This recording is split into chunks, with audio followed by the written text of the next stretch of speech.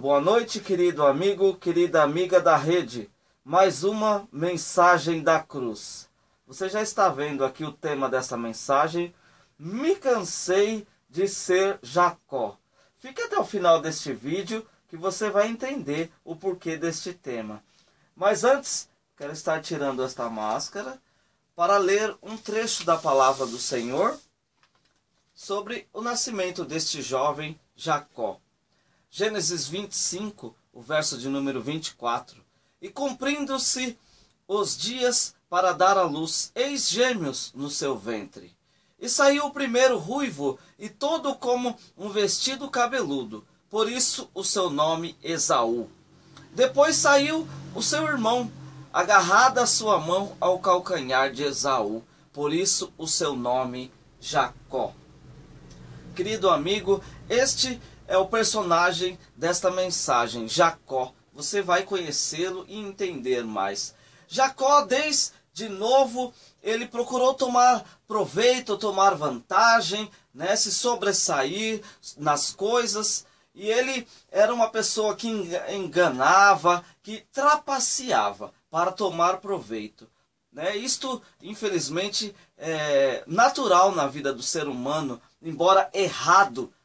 Mas o ser humano tem tendência a tomar proveito, levar vantagem, muitas vezes nem se importa se vai prejudicar alguém, mas tenta tomar proveito. E assim foi a vida deste jovem Jacó.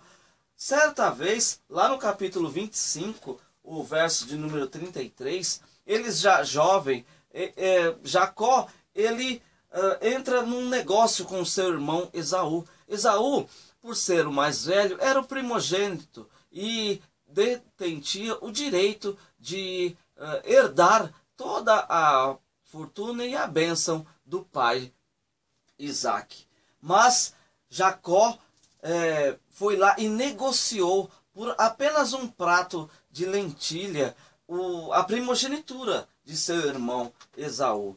Como que alguém pode querer negociar um prato de lentilha com a herança, com a bênção do primogênito? Aí você já vê alguém que quer enganar realmente, Ele poderia, como um bom irmão, ceder este prato de lentilha para o seu irmão Esaú, que estava com fome do trabalho. Mas não, ele quis negociar e ainda pegar a maior das riquezas que Esaú tinha, a sua primogenitura. E assim foi, ele enganou o seu irmão. Depois, o pai Isaque também foi enganado pelo Jacó.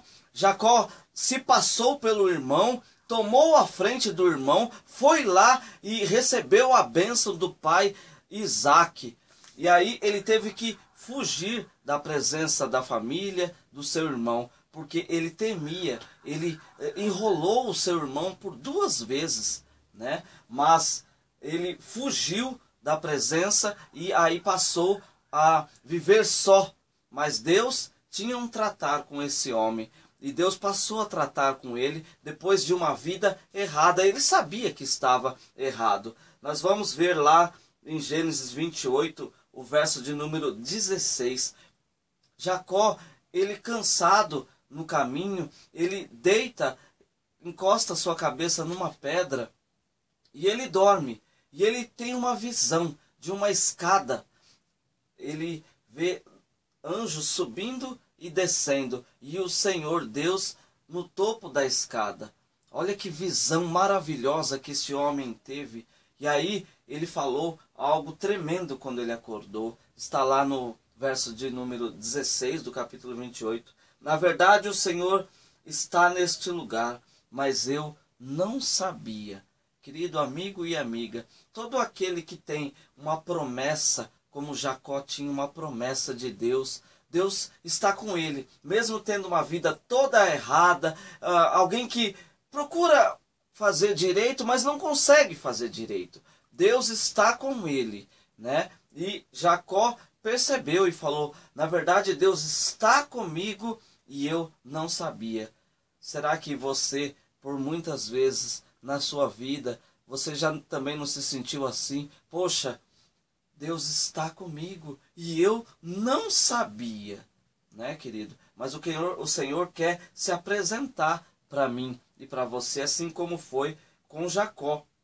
Jacó então acorda e vai para a terra de seus ancestrais. Lá ele conhece uma jovem de nome Raquel e se apaixona por ela. Depois ele conhece um tio de nome Labão. Deus começa a tratar com Jacó, lá na presença do tio Labão. Porque aquele homem que enganou o irmão, enganou o pai, era um homem trapaceiro. Ele se apaixonou por esta jovem Raquel e trabalhou 7 anos para ter de Labão esta jovem Raquel. E após ter trabalhado por 7 anos, Labão pega e entrega a sua filha mais velha, Leia, para Jacó. E ele não percebe, porque com a luz apagada recebeu a filha, né, de Labão, e a hora que ele acorda, ele vê que era a outra filha, Leia. Então ele vai até Labão e reclama. E aí Labão falou o quê? Trabalhe mais 7 anos que eu te darei, Raquel. Então Jacó trabalhou mais 7 anos e teve a tão amada esposa Raquel para si, né? E então Deus começa a tratar com ele e ele percebe que aquele enganador também é enganado. Eu e você muitas vezes, né, tomamos proveito nas situações da vida e aí recebemos algo às vezes desagradável em troca. E aí vemos que muitas vezes erros que nós cometemos nós recebemos e sofremos também, né? Jacó, então, querido amigo, ele decide voltar para a casa de seus pais. E aí ele tem a maior de todas as suas experiências. Ele se achega a um lugar chamado Val de Jaboque, né? E lá ele luta com um anjo. Ele se cansa de ser Jacó, aquele homem trapaceiro e enganador. E ele decide mudar de vida, ele quer mudar de vida. Ele está voltando para a sua terra, ele sabe que Deus tem uma promessa para ele e ele quer mudar de vida. E ele sabe que com a força dos seus braços não é possível. Então ele se encontra com aquele anjo no Val de Jaboque e lá ele luta com aquele anjo querendo a bênção de Deus. E aí, depois de toda a noite, a palavra do Senhor diz que já arraiava a alva do dia, e aí o anjo está indo e Jacó segura no anjo e não larga, e o anjo vem e toca na sua perna e ele fica manco da perna. Mas o anjo abençoa Jacó e ele sai daquela luta com o anjo abençoado e manco. Querido amigo e amiga, eu e você também vivemos lutando com Deus. Como lutando com Deus? Como seria?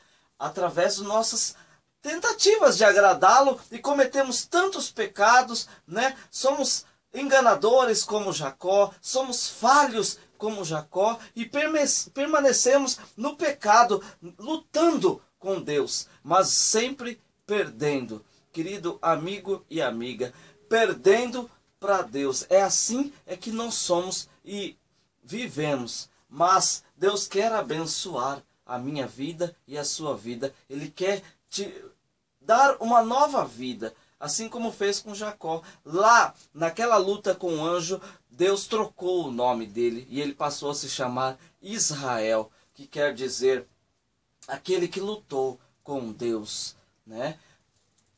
Deus quer mudar a sua vida, querido.